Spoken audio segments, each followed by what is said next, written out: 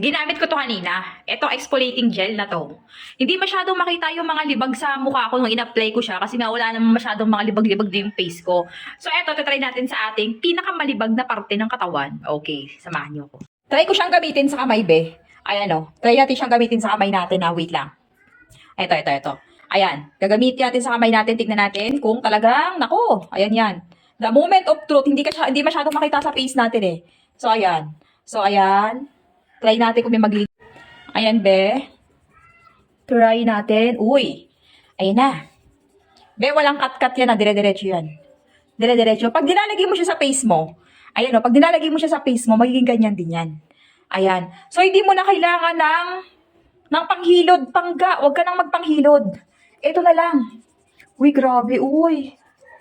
Shucks. Oh. Yay. Yung libag ko naging puti. Tingnan nyo naman. Look at that. Nakakatanggal talaga siya ng mga dead skin. Nakakatanggal siya ng mga dead skin, be. Oh. Hindi kasi ako libagin eh. Pag mga libagin siguro talagang kitang-kita. Oh, ayan oh. Grabe siya. Oh. Pag libagin ka dong kitang-kita to for sure. Di ba dong? No?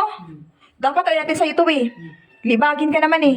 Wait lang. Babalik. O, di ba? O, ayan na siya.